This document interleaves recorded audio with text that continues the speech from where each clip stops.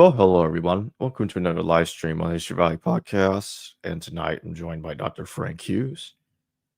We're going to be talking about different Pauline letter collections.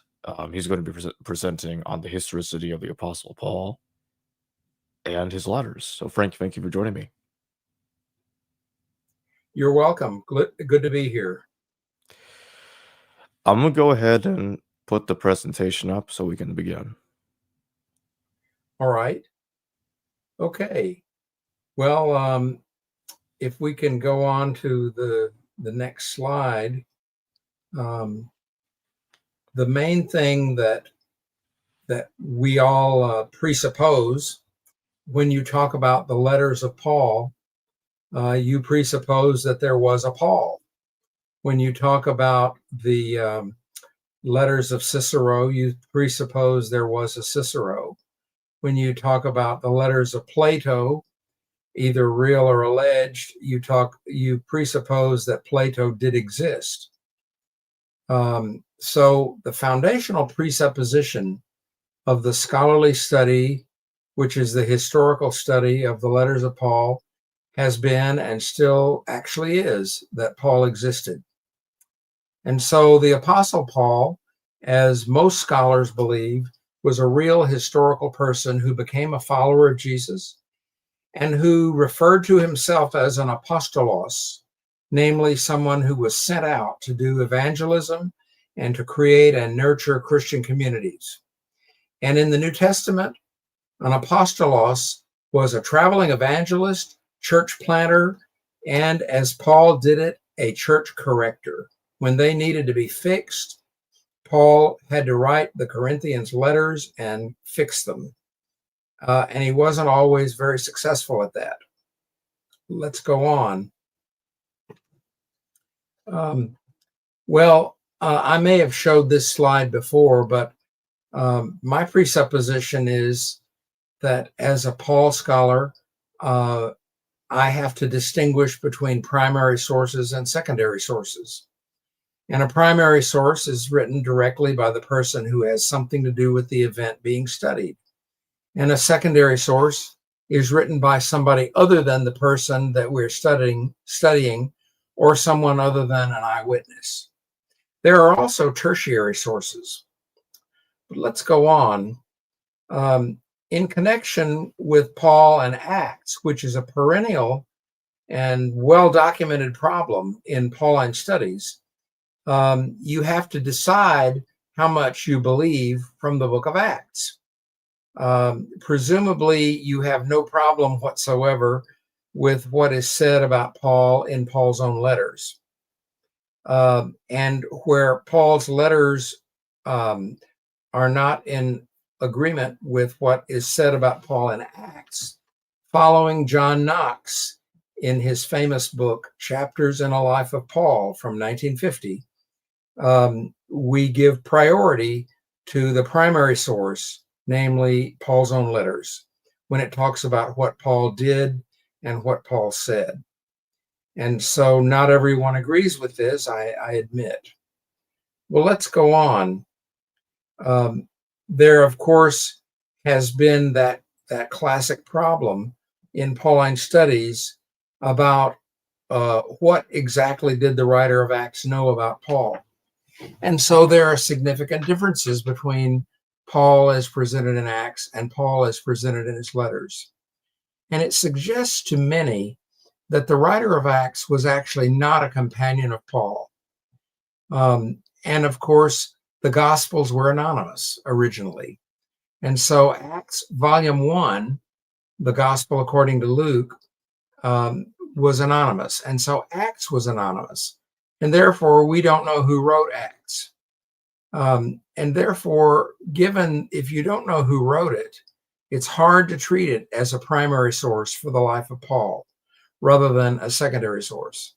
So given that the Gospels were anonymous originally, and the Gospel circulated without a title for about 70 years in the early church. And so since the Gospels were anonymous, and since Acts has great similarities to Luke, including the dedication to the literary patron Theophilus. Since we don't know who wrote Luke, we also don't know who wrote Acts. So it's difficult to treat Acts as a primary source, and I do not do so. Let's go on. But our primary sources for the life of Paul would be the authentic letters of Paul. Now, we have this group of letters in the New Testament, and they include the following texts: Romans, Corinthians, Galatians, Ephesians, Philippians, Colossians, Thessalonians, Timothy, Titus, Philemon, and Hebrews. And so that includes 14 documents in the Pauline corpus. And scholars are pretty well agreed on 7 of them as being authentically by Paul. More conservative scholars want to add Ephesians, Colossians, and 2 Thessalonians as being authentic Pauline letters, although I do not. And I don't think anybody respectable believes that Paul wrote Hebrews. My understanding is that the last respectable scholar that believed that Paul wrote Hebrews, or was willing to say that Paul wrote Hebrews, were Roman Catholics before Vatican II. And so I don't know of any respectable scholar that thinks that Paul wrote Hebrews. Let's go on. Well, originally, we didn't have scripture. Originally, we had writings. And so early Christian writings were just that, writings by early followers of Jesus. And the usual dating of Jesus' birth, for example, that you'll find in Raymond Brown's wonderful introduction to the New Testament, is that Jesus was born from 6 to 5 BCE. And the usual date of Jesus' death is in 33 or 30 CE. And so the earliest documents in the New Testament were the letters of Paul. While Paul was dictating and sending these letters, the other apostles were alive. And so the Pauline letters, both the authentic ones and the pseudonymous Pauline letters, they are rather more about the church, the theology and practice of the church, rather than about Jesus of Nazareth. And so the Gospels and the letters of Paul seem to be discrete collections of early Christian literature. Let's go on. By the way, Paul's own letters had only the authority that people thought Paul had. And a lot of people during Paul's lifetime doubted that Paul had authority, and they disputed his authority. And one of the differences between the Deutero-Pauline letters and pastoral letters on the one hand and the authentic Pauline letters is that the letters that were most likely written after Paul's death treat Paul as an undisputed authority figure, which St. Paul was never an undisputed authority figure during his own lifetime. Well, how did these writings become scripture?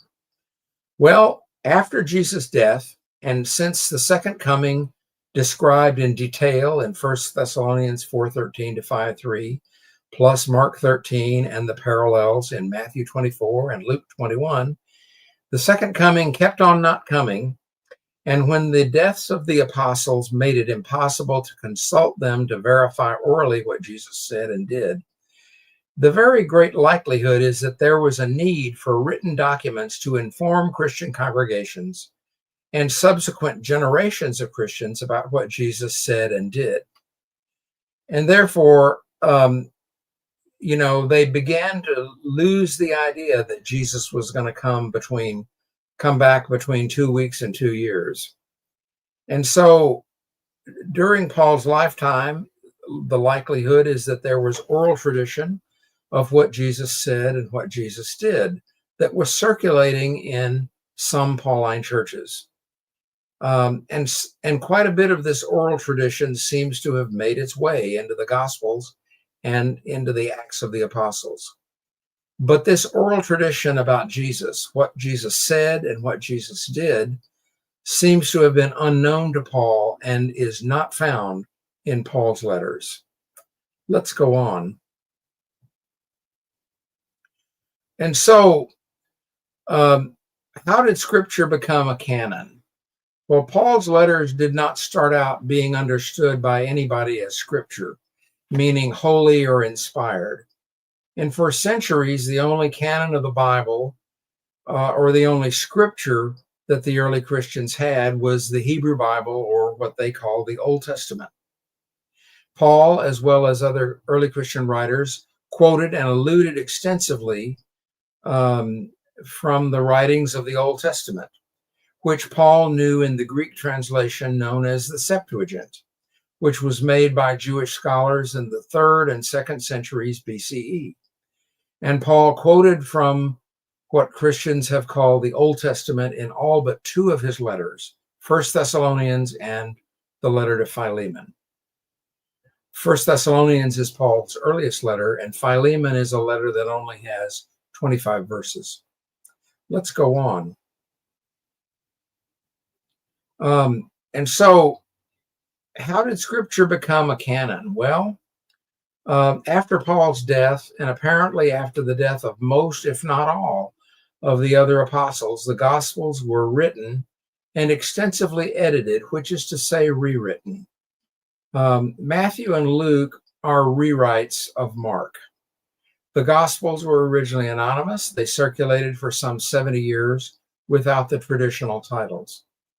And so my best guess is that when churches came to possess more than one gospel, these writings acquired names of apostles or people traditionally associated with apostles.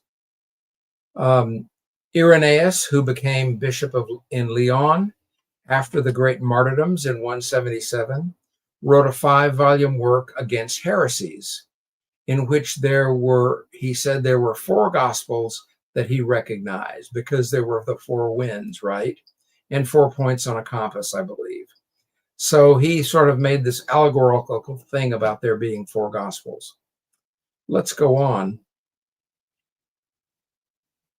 And then I showed this slide recently. If you were to look in the back of Nestle Allen's edition of the Greek New Testament, and the 28th edition, you would see that there's quite a few papyri listed first, because the papyri are the oldest manuscripts we have of the New Testament. And so the first 9, for example, are only of the Gospels. But starting with Papyrus 10 and going through Papyrus 126, you can see that there are many, many papyri of the Gospels, of the Pauline corpus, all or part of the Pauline corpus, that are listed in Nestle Allen's 28th edition.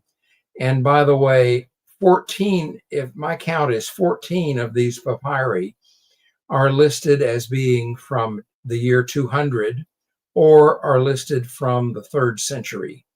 So that is an extremely fine attestation of the manuscripts of the Pauline corpus in comparison with other writings from antiquity. Let's go on. And so there is a Semitic word that sounds a little bit like canon. I think it was kana. And so canon is based on a Semitic word that meant a measuring stick or a measuring rod.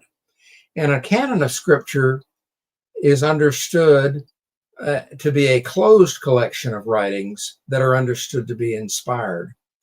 And so logically speaking, there always has to be a community of people who hold that particular scriptures are inspired in order for there to be a canon of Scripture. Without the existence of a community of believers who believe something about these writings, the concept of a canon is meaningless.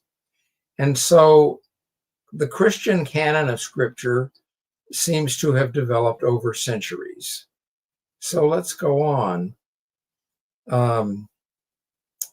It took time for a canon of Scripture, or at least a recognized collection of Scripture, to develop and to be accepted in more than one city or more than one region. And therefore, it makes historical sense to allow decades between the time a document is written and edited and disseminated, of course, and the time it has acquired something like a track record of being accepted into a closed collection of writings, which is understood to carry authority in Christian communities in more than one city or region. And therefore, given that the letters of Paul were quoted and alluded to in the apostolic fathers, as well as in the writings of Marcion, to say that Paul's letters were not composed until the 2nd century, that would be to say more than anyone has any evidence for. So let's go on. These are quotations and allusions to the Pauline corpus in the Apostolic Fathers. And the Apostolic Fathers is the first body of Christian literature after the New Testament. And most importantly, First Clement, who traditionally the date was 95 to 97 CE, and it might be in the first couple of decades in the 2nd century, possibly.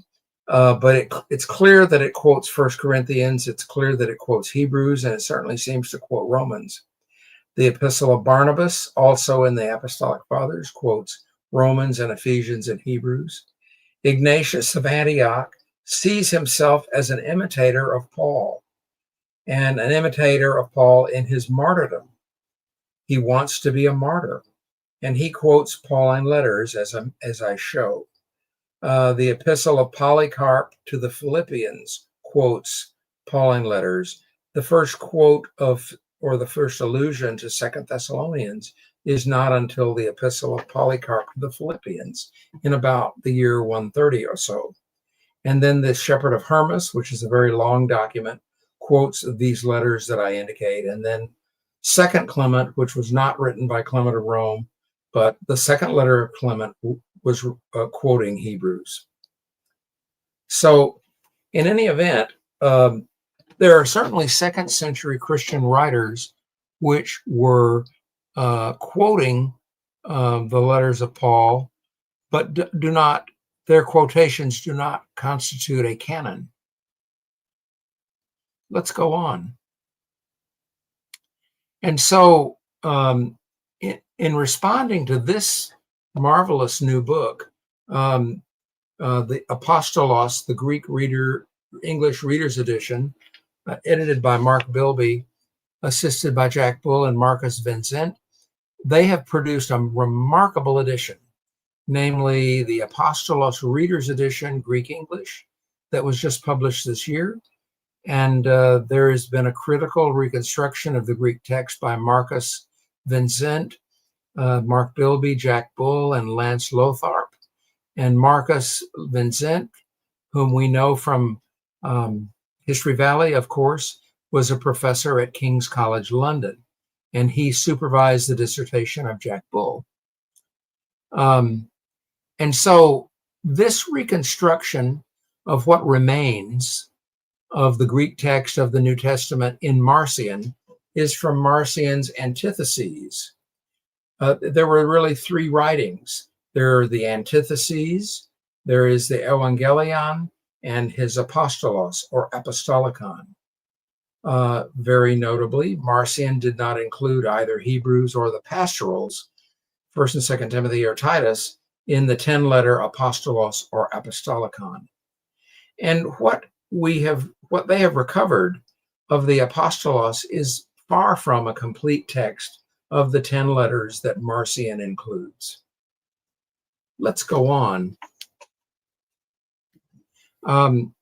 Just as an aside, you can look in this marvelous edition, and you can look in Romans, and you can see that there is no quote at all of Romans 15 and 16. There's no quote at all of First Corinthians 14, 33b through 36. There's the famous probable interpolation at the end of Romans 16, verses 17 through 20 is not there, but really Romans 15 and 16 are not there as well that I can find. And there's a whole bunch of parts of, for example, Romans 5, and even parts of Romans 4 that don't seem to be in there. And so you have a few little quotes of Romans 4, little snippets, maybe a verse here, a verse there of Romans 4, but the rest of Romans 4 is not quoted. And so I give Mark Bilby and Marcus and that group a lot of credit for coming out with an excellent edition of the quotations. And I'm assuming that these quotations come from Marcion and Epiphanius. And then I believe that in a subsequent publication that's coming out in English soon, there is more information as to, you know, the exact quotes in Marcion, in the text of Marcion, in comparison with the quotes in Paul. By the way, in this marvelous edition, in each page, on the left-hand page, you have the Greek, and on the right-hand page, you have the English. And in the left column, left justified, is the quotes of Paul in Marcion. And right justified is Paul, the 10-letter corpus of Paul, that is from Tischendorf's Editio Octava Major, the 8th critical edition of Tischendorf, which was a very exact edition. And so you can compare in the left column what Marcion, the text of Marcion that they've reconstructed, and then in the right-hand column, right justified on the same page, you can compare what is reconstructed in Tischendorf's Greek New Testament. And then on the right-facing page, en face, you can see the English translation of it, I believe by Mark Bilby. So it's an excellent edition. It's an excellent edition, and it really does advance the discussion of Marcion a great deal. And I think the question is, when you add it all together, when you put it all together, what do we really know about Marcion? And that's worth thinking about very critically. But of course, when you date Marcion, Marcion is believed to have been excommunicated by the Roman Church in 144, but he continued his activity, of course. And we date Paul. We date the letters of Paul because we can date Paul. We don't know when Paul was born, but the believable church tradition is that he was executed by beheading while Nero was emperor. And so there are a lot of books on Pauline chronology. There's a great book on Pauline chronology by Alfred Suhl in German. And then Bob Jewett's chronology and Gerd Lünemann's chronology. Gerd Lünemann's chronology came out in German first, and then Bob Jewett's chronology of Paul was translated into German, and Gerd Lünemann's chronology of Paul was translated into English by F. Stanley Jones. And then more recently, Douglas Campbell, who teaches at Duke, wrote a biography of Paul, which included a chronology. And so these are the three major chronologies in English, and two of them in German of Paul. Robert Jewett was my teacher. Gerd Lüdemann was my mentor during my Fulbright year in Göttingen. And Douglas Campbell, I know from meetings. He and I are about of the same vintage, I believe. We were in graduate school, in different graduate schools around the same time, if I'm correct. So let's go on. I did a little bit of digging in an old book that's about to fall apart by J.B. Lightfoot, who was the great standard bearer, I suppose, for Pauline scholarship in the British Isles in the late 19th century. And he wrote an essay in 1863 called The Chronology of St. Paul's Life and Epistles. And several of his epistles were gathered into a book called Biblical Essays. And so Lightfoot, instead of dating the martyrdom of Paul in 62, like Bob Jewett does, Lightfoot dated the martyrdom of Paul in the spring of 68 with a question mark. But the reason why Paul's martyrdom is dated by Lightfoot so late is because Lightfoot allowed time for Paul to have written Colossians, Ephesians, 1st and 2nd Timothy, and Titus. And then later, Lightfoot published another essay in that same collection, but this essay was from 1862, where he looked at, it was called St. Paul's History After the Close of the Acts, where he defended Pauline authorship of the pastorals, as well as the Deutero-Pauline letters.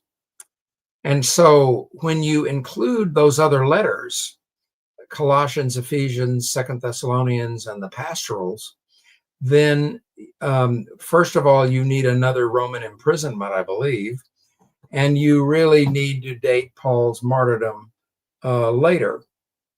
Lightfoot has always been thought of, or just about always been thought of, as a careful scholar, and it illustrates the fact that when you add other letters to the group of Pauline letters that you accept as authentic, that leads ineluctably to other chronological conclusions. In other words, if Paul wrote these other letters that we have doubts about, then you have to allow time for Paul to have written those letters. And you also, as Bob Jewett would say, you also have to know where Paul was when he wrote those letters. Anyway, let's go on. Here are my conclusions just from my perusal of this book.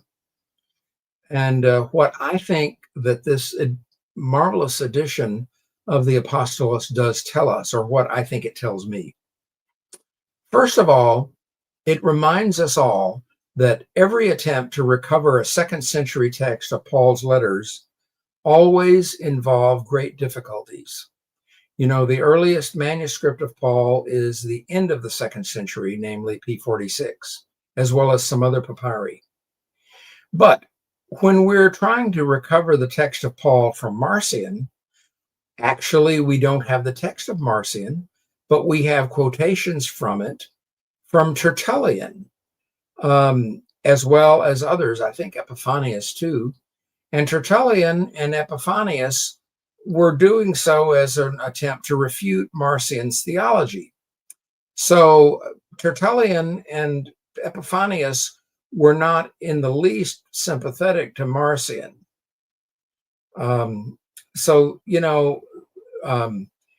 Again, remember what I said about primary sources and secondary sources. And Marcion, to my way of thinking, would be something like a tertiary source, right? Given that Marcion is being quoted by church fathers. And so the church fathers are quoting Marcion, who is apparently quoting Paul. So that's not a primary source. That's something like a tertiary source. The second difficulty, in my view, is just that there is a complex manuscript tradition that transmitted the New Testament texts to us. We ought to expect that there would be a manuscript tradition that conveyed the text of the fathers of the church to us. In other words, we don't have any autographs of Paul. We have a manuscript tradition that conveys to us the text of Paul, which has to be reconstructed from multiple manuscripts.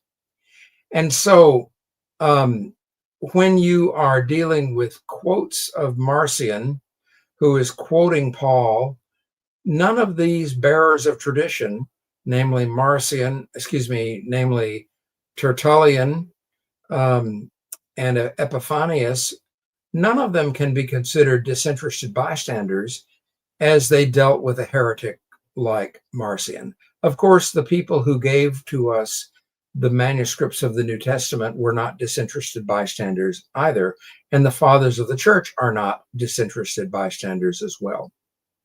Let's go on. The fact that the list of recoverable texts of Paul from Marcion's apostolos differs from the Pauline corpus that we have in the New Testament, this does not seem to me to be extremely remarkable. The letters of the Pauline corpus that are not found in Marcion's collection are the pastoral epistles, namely 1st and 2nd Timothy and Titus, and the letter to the Hebrews. And one might want to note that all of those letters quoted warn their readers against heresy. 1 Timothy 6 warns against heresy. Titus 1:10-16 warns against heresy. 2 Timothy 4:14 and following is a warning against Alexander the coppersmith. So the fight against heresy is there in early Christian literature and among early Christian communities. And you see, I think what we all know from church history is the formation of the a New Testament canon, and also the writings, other early Christian writings, as well as the writings of the fathers of the church, as well as originally, as we keep going, you get the councils and the creeds. All of these are attempts to kind of keep a lid on things in the church. Because if anybody and everybody gets to do their own thing and say exactly what they want to say, and there are no limits to it, then you don't have a church, you have chaos. So Marcion's apostolos, I think, is an important witness of what was going on in the early church, and the fact that it has a particular view of how many letters Paul wrote, and that it quotes 10 of them, but these are far from complete quotes. It seems to me that this is not the most remarkable thing in the world, but this is a witness to what was going on in the early church in the 2nd century. And of course, we do know that Marcion was excommunicated by the church in Rome in 144 CE. So that's my last slide. And so I guess you can start asking me questions.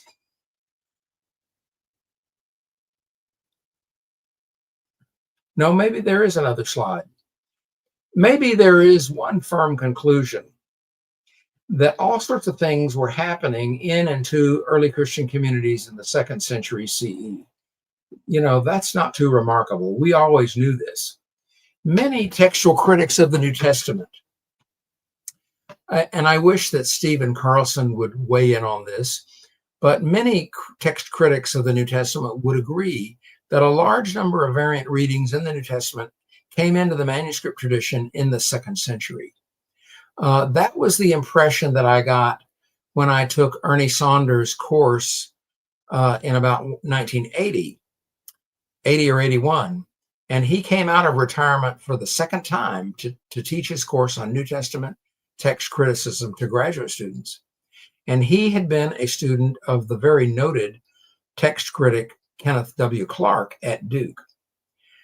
So he knew exactly what he was talking about in text criticism. He, by the way, edited the Lavra manuscripts in Greece. So it's not hard to believe that with persecutions and with the geographical diversity of early Christian communities, particularly after the apostles had died, there would be very different understandings of ministries. There were clearly very different understandings of theology and the sacraments. And why would you not expect very different understandings of biblical texts? So yeah, this is the last slide.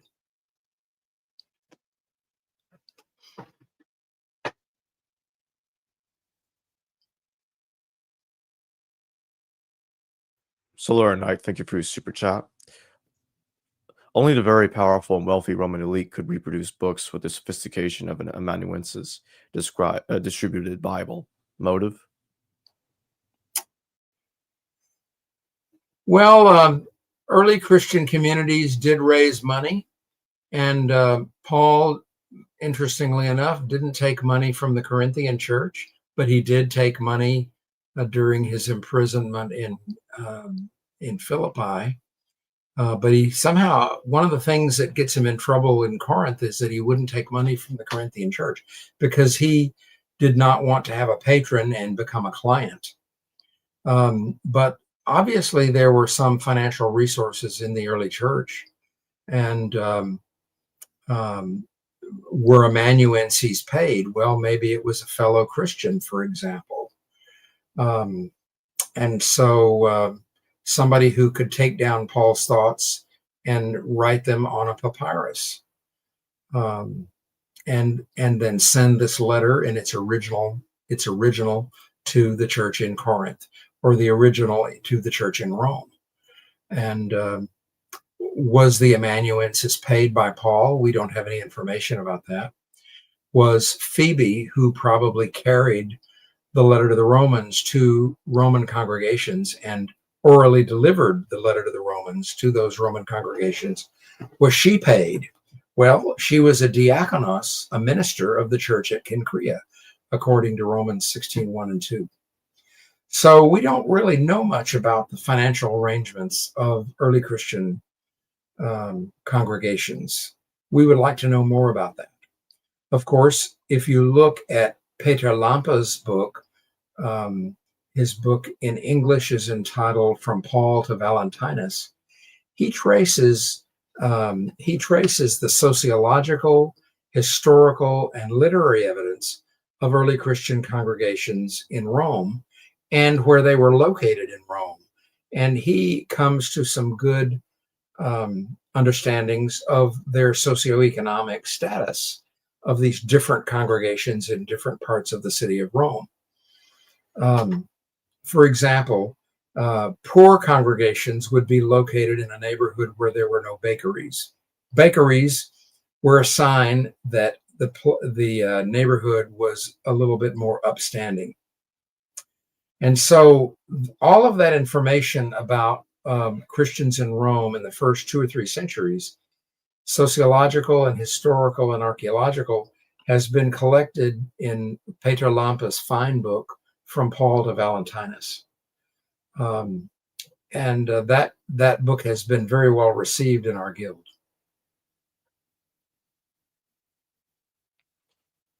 So we don't have any more super chats so far. So I think we'll go ahead and close now. So I'll have the link to purchase Frank Hughes' book, The Corinthian Correspondence, but I'll also have the link to purchase Mark Bilby, Marcus Vincent Jack Bull's book on the Apostolos Reader's Edition. Yeah, this is it. Yeah, I'll have both versions of it in the description, the Greek English and the English only. With that being said, Frank, thank you for joining me tonight. You're very welcome. Hello viewers, thanks for watching this video from the History Valley YouTube channel. Please don't forget to subscribe and hit the notification bell. And if any of you wish to further support this channel, please consider checking out this channel's Patreon page and becoming a patron. And or donate through PayPal or through Super Chat during your live stream. Thank you.